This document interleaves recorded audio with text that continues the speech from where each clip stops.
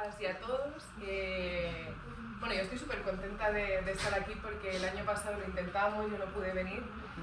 Ya hemos rematado, la tercera de la vencida. Y bueno, yo, o sea, sí que es verdad que cuando empezamos a pensar en una presentación siempre tienes las típicas preguntas que le vas a hacer a la autora, las que a ella le gustaría que hicieras, tal. Y hay una cosa que creo que es importante, yo supongo que la mayoría de vosotros, o algunos, conoceréis a Marta mejor que yo. Cuando yo empecé en Maeva, al poco publicamos La memoria del Tejo, entonces siempre como que he equiparado un poco mi evolución en la editorial con la evolución de Marta por el otro lado. Aparte de Marta hay más autores, hay más autoras, pero sí que es verdad que yo le quería hacer un reconocimiento, que me va a matar, porque es muy chulo trabajar contigo, ha sido muy bonito trabajar los 3 libros contigo.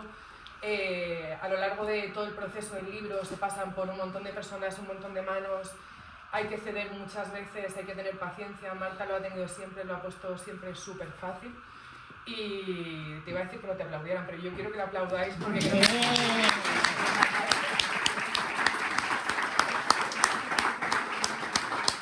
Y yo estoy muy contenta de estar aquí, de presentar el tercer libro, ¿no? de acompañarla, en este libro haber hecho el proceso completo con ella. Y bueno, no sé si querías tú pues, contar algo así al principio de con respecto a los anteriores o... Bueno, antes de matarte. Bueno, no, es verdad que a ver, yo os quiero agradecer a todos vuestra paciencia, vuestro apoyo. No sabéis lo que significa para mí que estéis aquí porque esto me anima muchísimo. Aparte de todo eso, pues también quiero agradecer a Leticia, Joaquín, Antonia, a todos los de la editorial que me han apoyado mucho, que ya llevamos desde, pues van para 4 años, 3 libros, pero desde 2022 que nació La memoria del Tejo, pues yo no me lo podía, o sea, nunca imaginé que íbamos a llegar hasta aquí, que estaría presentando hoy la tercera de la serie de Oriente Astur. Entonces, sí, mi primero es agradeceros el apoyo y sobre todo a todos los que estáis aquí. Un aplauso para todos. Venga, otro aplauso. Vale, entonces si quieres, bueno, empezamos. No creo, bueno, el libro salió a la venta hace 2 días, no creo que a la mayoría le haya dado tiempo a terminárselo. No vamos a hablar en profundidad del libro, no vamos a decir nada para no estropearlo, ¿no? Pero sí que es verdad que bueno, con La memoria del Tejo, bueno, pues se inició una historia, ¿no? Que continuó un poco esos personajes. Es verdad que en esas 2 primeras novelas, la primera obviamente no, la segunda no lo quisimos llamar serie porque aunque los personajes coincidían, es verdad que cambiaban muchas las cosas, y con el tercer libro sí que nos dimos cuenta de que al final, bueno, que tiene que tener una novela o una tercera novela para poder decir que es una serie, ¿no? Entonces, yo no sé si tú estás de acuerdo, o sea, es verdad que La memoria del Tejo destaca por unas características, luego el tercer lado por otras.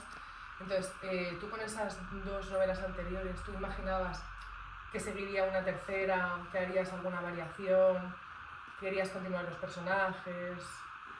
No, la idea desde el principio, es verdad que La memoria del Tejo surgió de esa manera un poco sorpresiva para mí, porque nunca había explorado el tema del género de policíaco, ¿no? De las novelas así un poco más misteriosas. Y es verdad que una vez que ya terminó aquel proceso, ya se presentó La memoria del Tejo, vi cómo era. Los personajes me pedían un poco, ¿no? Continuar esa evolución. Los personajes hablamos siempre de los policías, ¿no? ¿Sabéis? Pues el inspector Salvador Bedia, la agente Marina Roldán, que ya aparece en Familia, ¿no? Por lo menos para mí. Entonces, en esa segunda novela, que fue El tercer lago, sí que es verdad que aparte de lo que es la trama policíaca y toda la ambientación y todo lo demás, me interesaba mucho continuar con esos personajes. Y en esta tercera, es verdad que los vais a reconocer y vais a ver cómo os han ido evolucionando con la novela, pero es verdad que yo no imaginé que podíamos llegar hasta aquí, por eso, mi sorpresa no. Yo las historias las llevo en la cabeza, pero es verdad que el ser una serie, ¿sabes? Nunca lo planteé como una trilogía ni nada de eso, ha sido una evolución un poco natural, ¿no? Que te lo he ido pidiendo. Sí, lo iban pidiendo. Sí. Y entonces, o sea, tú cuando, por ejemplo, porque es verdad que en el tejo tenemos esa figura, ¿no? Que es el tejo, todo lo que esconde. En el tercer lago pues tenemos esas leyendas astures. ¿Y qué es lo que destacarías tú en Flor de Agua? O sea, igual hay muchas cosas, ¿no? Pero esos puntos que lo pueden diferenciar los unos de los otros y luego tus 3 libros del resto de novelas de ese género. Sí, yo lo que podéis encontrar un poco diferente de las novelas policíacas o de las novelas de misterio, ¿no? A mí me gusta un poco romper lo que son los cánones puritanos, ¿no? de lo que es la novela negra. Y una señal de identidad son precisamente que está ambientada en Asturias, que ya le da bastante, la diferencia bastante, y segundo que a mí me interesa mucho la mitología. Hablábamos de las leyendas y sobre todo el folclore y el costumbrismo del lugar donde estoy ambientando una novela. Entonces con esto, pues claro, enlazábamos desde la memoria del tejo con el árbol del tejo, ¿no? Y una visión bastante peculiar, ¿no? de lo que es este árbol, y también con el Museo de la Emigración de allí de Colombres, de los indianos, con esa tradición que en Asturias está muy vigente, y creo que es muy importante porque a mí me sirve pues eso, para documentar un poco y para darle, un poco de diferencia, ¿no? Para diferenciarme de lo que es las clásicas novelas policíacas, ¿no? Luego, con el tercer lago, pues entra la leyenda del Bricial, que también era... Siempre tienen como un componente un tanto sobrenatural, ¿no? Un poco así. Y también el tema de la supervivencia fue muy importante. Y en este también vais a encontrar igual una trama policíaca, pero la Flor de Agua entra también en esta línea de las tradiciones, de las supersticiones, ¿no? Que entroncan con el Día de San Juan, que es la noche de San Juan, que es una noche mágica con muchas cosas, pero en los pueblos del norte también hay esa tradición importante. Para el que no conozca, si quieres explico un poco lo de la Flor de Agua. Para el que no conozca mucho, la tradición de la noche de San Juan, que aparte es el solsticio de verano, que se prenden las hogueras, se queman todo lo malo en las hogueras, viene lo bueno y todo esto. Hay una tradición, sobre todo en Asturias, muy arraigada, pero en todo el norte, que es el enrame de las fuentes.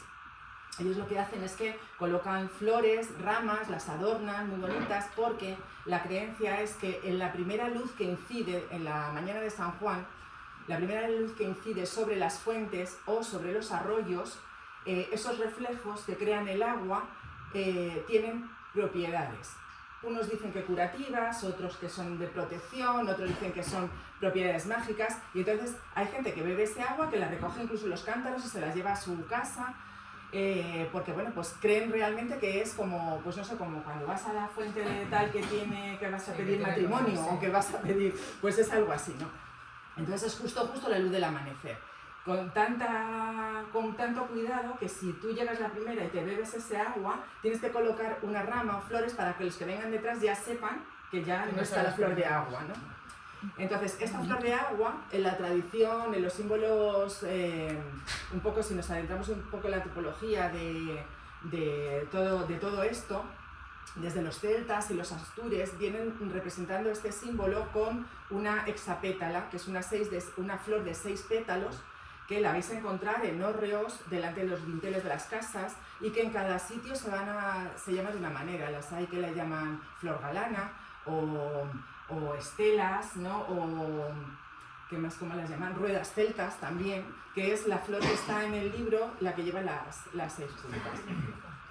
Entonces, no en torno a, sino como consecuencia de esta superstición o de esta tradición ocurre algo, ¿no? Y ese es el chispazo que me da a mí para plantear este nuevo caso de estos policías.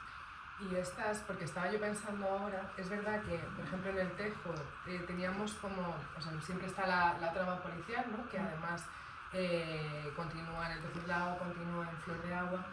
Pero en el Tejo teníamos como esa imagen del Tejo y luego aparte teníamos todo lo que pasaba en el museo, ¿no? De migración, toda esa historia del barco que a mí me pareció una pasada. Yo no lo conocía y te obliga, y es verdad que a mí pocos libros, porque yo estoy leyendo y me atrapa eso y ya está.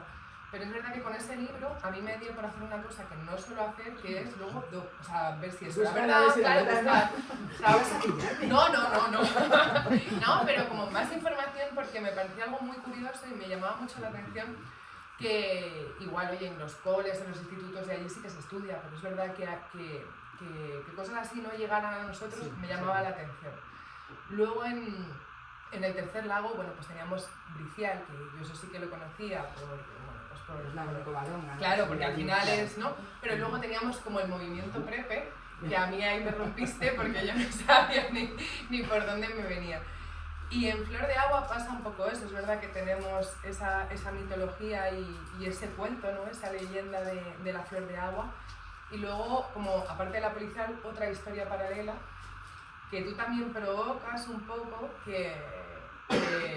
y espero que, bueno, que cuando avancéis la lectura y lo leáis, os acordéis de esto, porque sí que es verdad que vuelves otra vez a buscar, ¿no? Si todo lo que estás leyendo es verdad, si es lo que ha pasado. Entonces, tú cuando has construido las 3 novelas, o sea, eso como que te ha salido solo, o por ejemplo en La Escaleta, cuando tú organizas cómo escribir la novela y dices, vale, pues sé que voy a tener esta trama y aparte voy a tener como este punto más místico y luego este más histórico.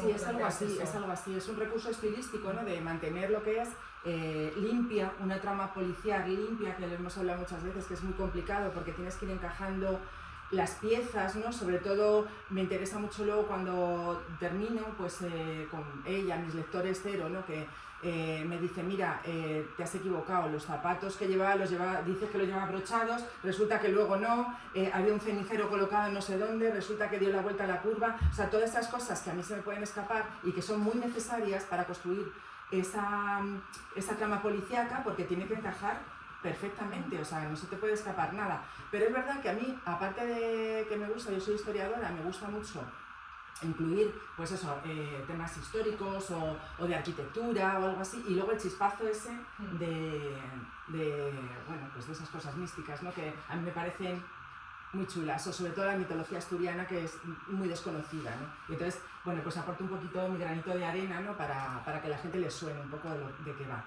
En esta Flor de Agua es verdad que no podemos entrar a contar, ya sabes que las novelas policíacas lo malísimo que tienen es que no puedes contar la sinopsis más que un poco, porque enseguida se hace spoiler y la fastidiamos. Entonces os puedo decir que en esta novela empezamos, ¿no? Con 2 personajes muy misteriosos. Son 2 hombres que están encerrados en un sótano. Estos señores saben que están encerrados, que no pueden salir y además su vida corre en peligro, o sea, están esperando a que, bueno, pues un desenlace fatal. Entonces, en esta circunstancia tan claustrofóbica, resulta que uno de ellos le va a contar a otro una historia. Esta historia va a permitir al lector tener una visión, digamos, en perspectiva, con la trama en paralelo o envolviendo la trama o a lo mejor explicando muchas de las cosas que están sucediendo y que va a estar un poco ahí, que va a ser como... Yo he querido representar un poco a los antiguos romanceros que iban contando historias, las tradiciones estas de Serezade, de los cuentos, que uno le cuenta a otro una historia y al final te das cuenta de que esa historia tiene mucho que ver con lo que estamos contando. Y la historia que le cuenta es que en el año 1997, durante la noche de San Juan, está ubicado en la playa de Toro, en Llanes, en Asturias, y durante esa noche en el que, bueno, pues todo el mundo está con las hogueras, todo el mundo está en plan festivo y pasándolo bien, hay una pareja que se separa de su grupo y se interna en el bosque. Pasan la noche juntos y la chica, al amanecer, bebe el agua de la fuente sin saber que se ha bebido la flor de agua. Bien, entonces aquí va a enlazar directamente con la historia de la trama policial, y es que la Brigada para el Oriente de Asturias de Gijón, de la Policía Nacional de Gijón. Los reúne el comisario con urgencia porque ya han estado 4 años separados, ahora se reúnen con urgencia porque ha aparecido un cadáver en el centro de Gijón, en plena calle Corrida. Los que conozcan Gijón es que está en todo el centro de Gijón. Y es algo muy curioso porque en este cadáver, en el interior de su boca, aparece un trozo de madera con un dibujo que es el símbolo de esta flor de agua. Y entonces a partir de aquí es donde arranca la investigación de una oleada de crímenes que se van a suceder entre Gijón y Oviedo. Y así más o menos como arranca un poco esta novela. Sí, además que a veces parece...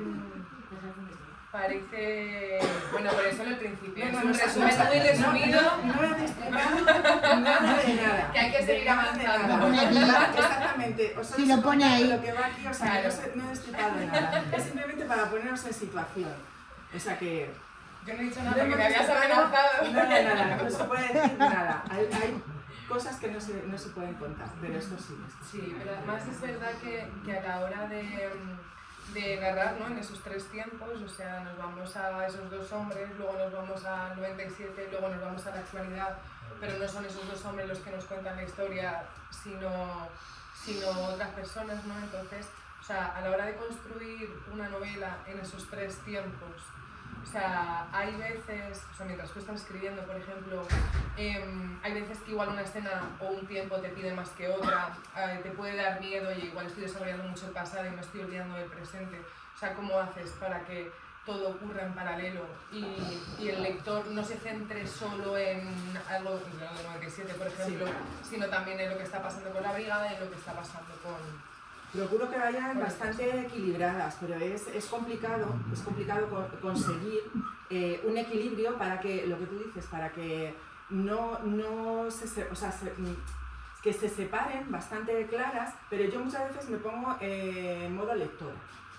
O sea, yo digo, bueno, esta historia que yo quiero desarrollar, ¿no? Si yo fuera la lectora de esta novela, ¿cómo lo contaría, ¿no? Para que te puedas enterar bien, para que te quede claro de quiénes son unos, de quiénes son los otros, ¿no? De la historia, sobre todo cuando saltan el tiempo, es muy importante, porque hay novelas que saltan muy deprisa, hacia adelante y hacia atrás, ¿no? Los flashbacks estos que van lanzando y te consiguen perderte un poco. Entonces, pues tienes que trabajar mucho en sopesar un poco a qué le das más peso y a qué no, y de repente se me ocurre, ostras, a este personaje le puede pasar esto y lo cambias, pero claro, tienes que tener muy en cuenta si eso va a influir o en la acción, ¿no? Puede perjudicar o beneficiar, ¿no? A las otras tramas. Entonces tienes que ir un poco sopesando, ¿no? Que quede más o menos equilibrado, ¿no? Para que al fin y al cabo esto es, o lo que yo pretendo es escribir una novela para pasarlo bien, para pasar un rato de evasión, para que cada uno se vaya donde quiera, ¿no? y pasar un rato ameno, y entonces necesito engancharos desde el principio. O sea, eso es lo que a mí me gusta cuando alguien viene y me dice, empecé a leer y no lo podía soltar, o empecé a leer y eso, pues dije, bien, lo has hecho bien.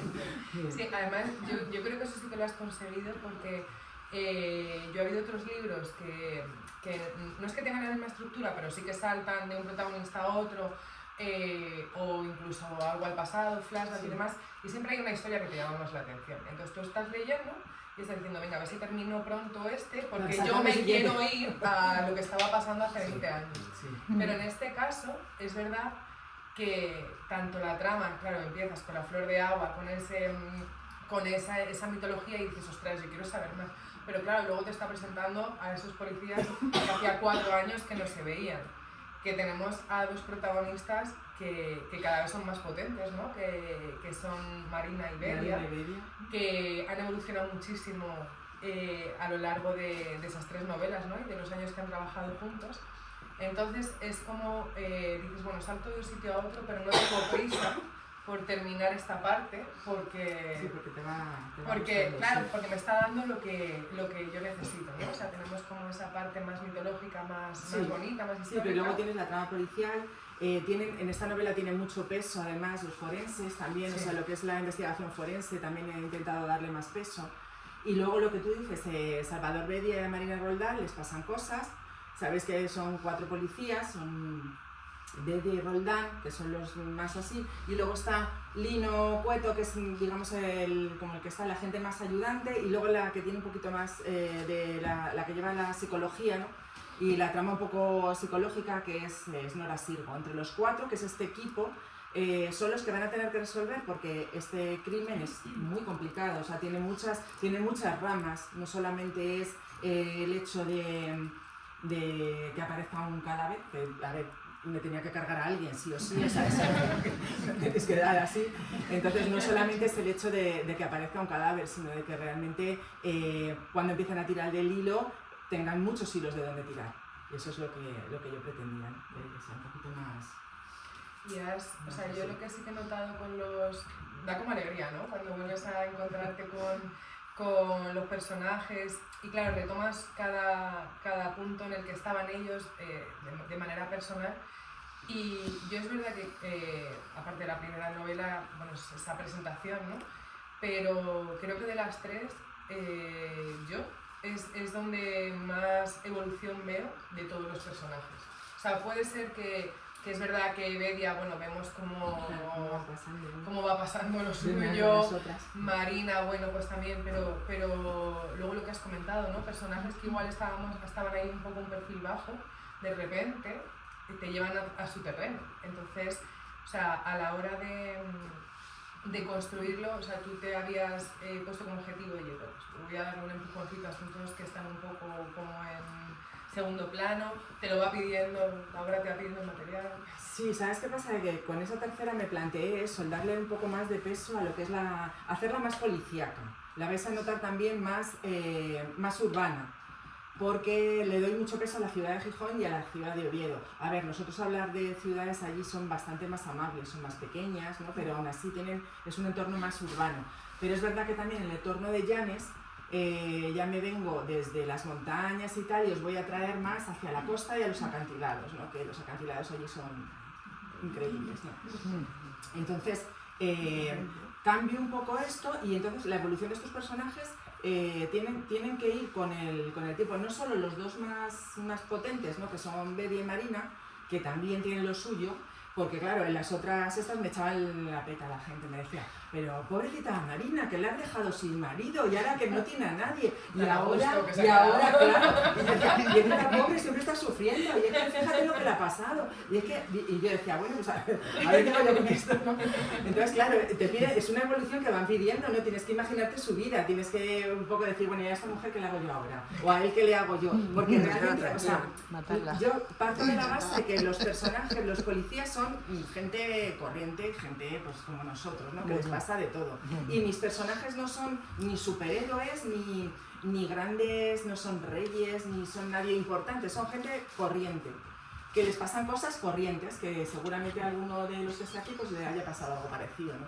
Y en esa premisa, sobre todo con la intención de crear gente corriente y con la intención de romper estereotipos, pues vamos a encontrar un montón de personajes que aparentemente son, pero luego no son, ¿no? Es como lo que hablábamos otras veces, vosotros que me habéis escuchado, la bulimia de Bedia, por ejemplo, ¿no?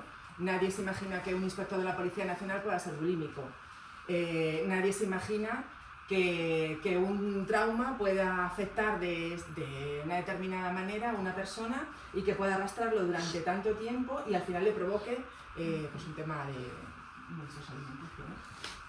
Pero bueno, me gusta que sean, pues eso, que no nos fijemos mucho en los estereotipos, que al fin y al cabo pues tampoco son muy importantes, la verdad. Y a la hora de construir la novela, bueno, las novelas, ¿no? O sea, la manera de trabajar es siempre la misma, ha ido cambiando desde el Tejo hasta aquí, porque al final han pasado pues casi 4 años. O sea, alguna manía o algo que tú tengas que establecer primero o no.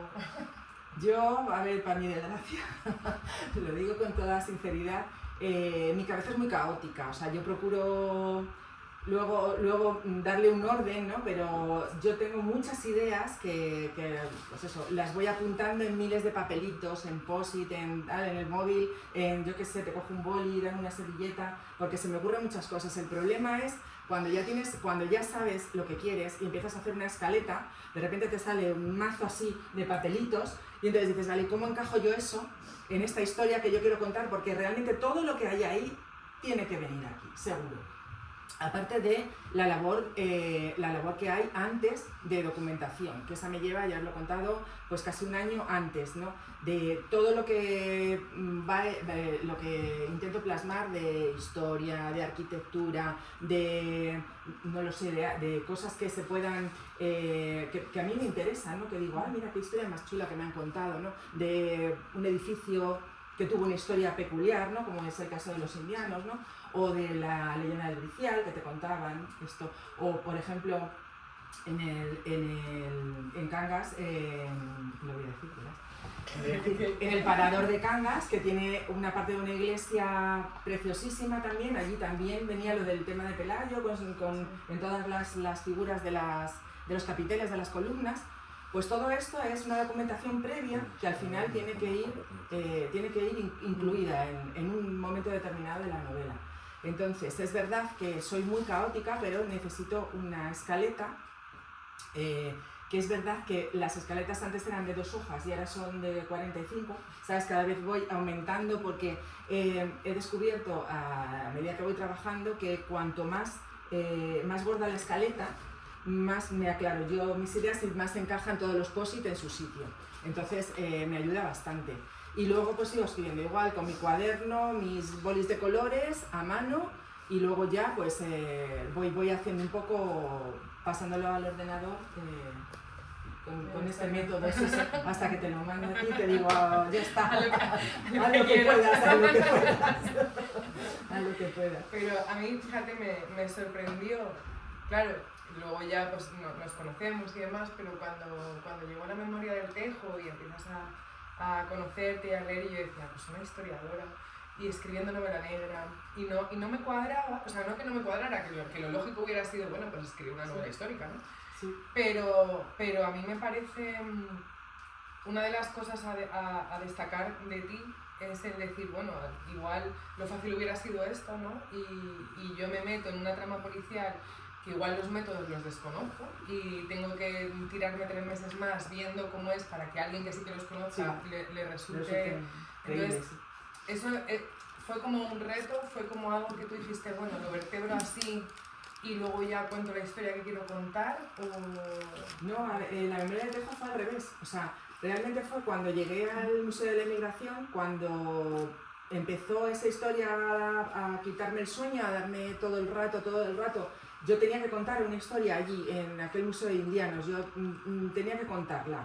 Y una novela histórica es que me sabía poco, yo decía, es que aquí con todo lo que hay, ¿cómo cuento yo solamente una novela histórica? Necesitaría, por ejemplo, que hubiera sido un thriller histórico, que también lo podía haber orientado hacia ahí, pero es verdad que yo de trama policíaca y tal sabía poco. Es verdad que la memoria del Tejo, bueno, son las 2 protagonistas más grandes, ¿no?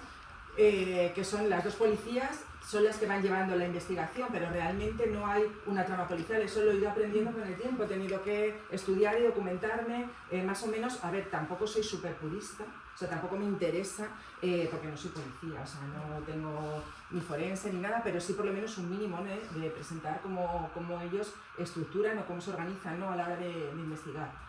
Pero es verdad que no podía renunciar a meter un relato gótico incluido en esa presentación de los indianos, ¿no?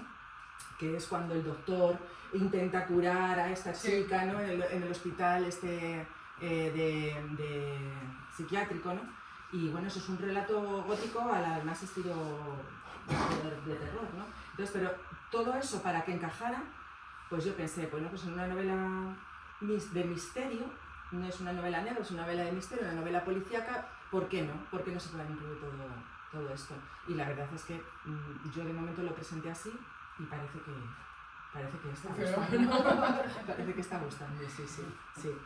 Vale.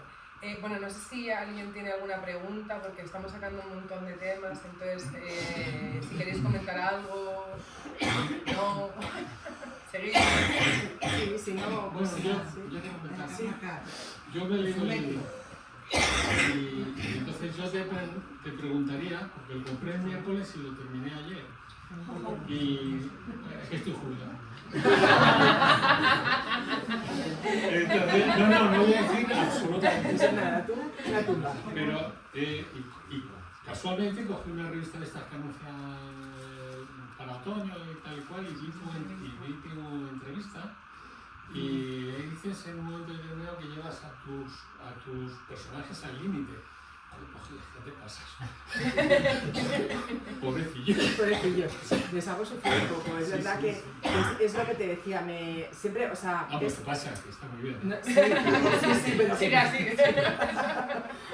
Me pasa eso porque es lo que muchas veces me dicen, es que a lo mejor habrá gente, ¿no?, que descubra pronto quién es el asesino, habrá gente que no lo descubra, pero me interesa poco los asesinos y me interesa poco la trama en el sentido, me explico, en el sentido de que hay gente que tiene muchísimo cuidado, ¿no? O es un poco estos libros como los de Agatha Christie, a ver si pillo a este o al otro, ¿no? A mí me interesa poco ahí. A mí lo que me interesa es el dolor, el daño que ejercen estos asesinos, esta gente mala sobre los personajes. Eso es lo que a mí me preocupa mucho. Es un recurrente la supervivencia desde el primer libro de La memoria del Tejo, y después en El tercer lago y ahora en este. Cómo alguien consigue sobreponerse a un hecho tan horrible como los que te puedan pasar, ¿no? Y hay gente que no se sobrepone y hay gente que, bueno, pues lo lleva como puede, ¿no? Lo relativiza como puede. Sí, sí, no. Cuando hay ciertas escenas que cuando las describes y tal, supongo que te deben de costar mucho trabajo, mucha concentración. O por la noche no tienes pesadillas. A ver, yo hay escenas en las que si hay un peligro o algo, me escuece el estómago. Hay escenas en las que lloro. O sea, cuando hay una de esas es que se me saltan las lágrimas, ¿no? Hay escenas en las que me pongo muy nerviosa y en las que es verdad que me despierto por la noche y digo, ostras, ¿no? ¿Cómo gestiono esto?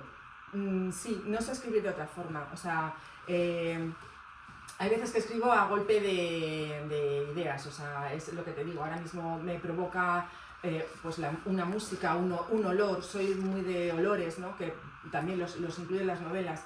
Creo que en ese golpe en ese momento escribo lo que estoy sintiendo, y realmente si es cuando hay una víctima que corre y el otro va detrás y yo me duele la tripa, o sea, yo me pongo nerviosa, yo digo, madre mía, ¿no? A ver dónde paro, hasta dónde voy, ¿no? O sea, que yo sufro un poco con cada personaje, ¿no?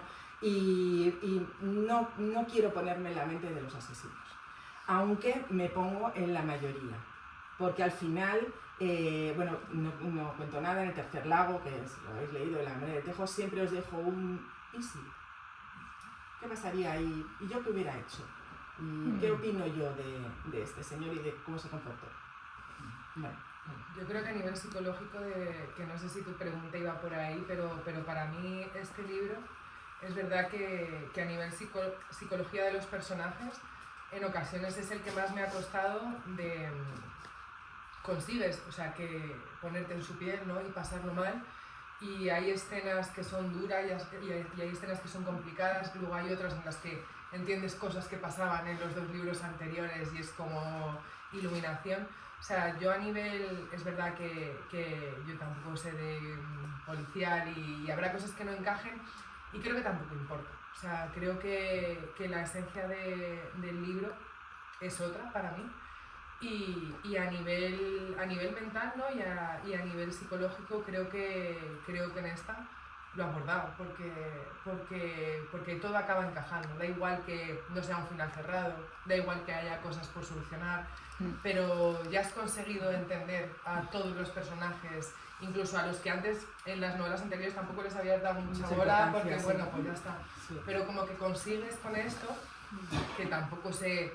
O sea, al final de la serie, será la trilogía, no lo sabemos, pero es verdad que se cierra de una manera muy chula porque dices, vale, ahora sí que ya los conozco todos y entiendo Ya somos amigos. Ya somos amigos todos. Somos amigos. Y ya he conseguido entender cosas que antes igual no me había planteado en las otras novelas. Sí, es la idea también. O sea, era eso, eso. Me interesa más la psicología del personaje que realmente lo que está... o sea, sí, la acción la tengo que poner, claro, todos los recursos al alcance para engancharos, pero sí me interesa bastante. No sé si tenéis más preguntas. No. Porque si queréis, leemos. Sí, bueno, pues si queréis, mira, para terminar, os voy a leer cómo comienza la novela y con esto pues ya os dejo tranquilos. ¿Qué me voy a decir más? Pues acaso, ¿verdad? Seguir con un cuidado aquí.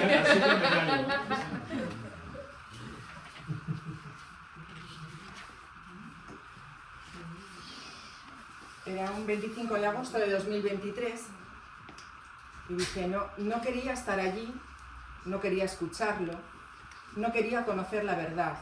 El hombre de la camisa blanca albergaba la esperanza de estar equivocado. Sin embargo, la sospecha se le había incrustado en el velo del paladar.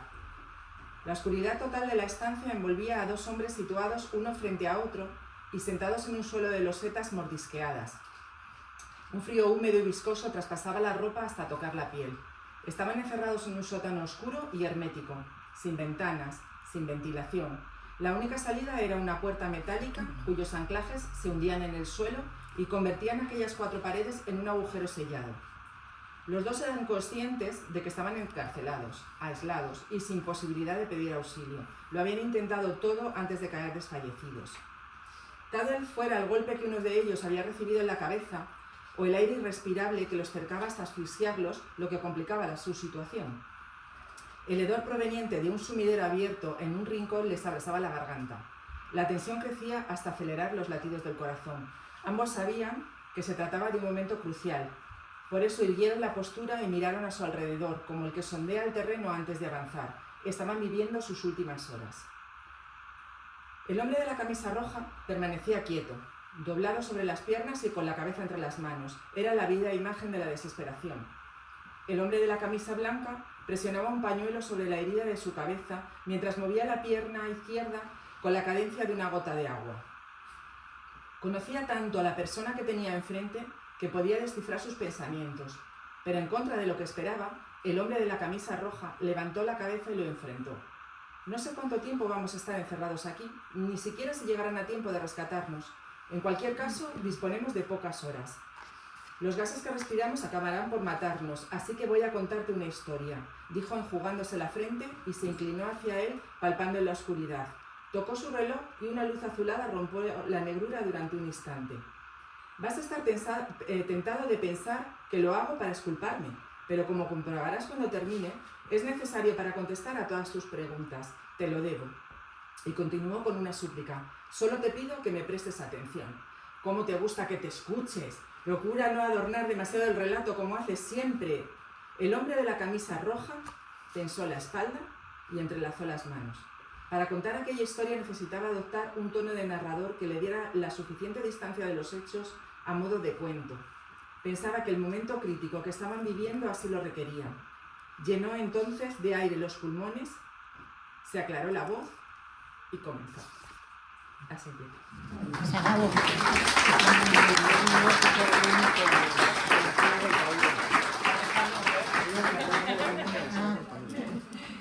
Bueno, ahora firmarás un poquito, ¿no? Sí, te quedáis. Muchas gracias a todas y a todos por venir, esperamos que os guste muchísimo y gracias a ti por escribir. Yo gracias a todos vosotros por haber venido.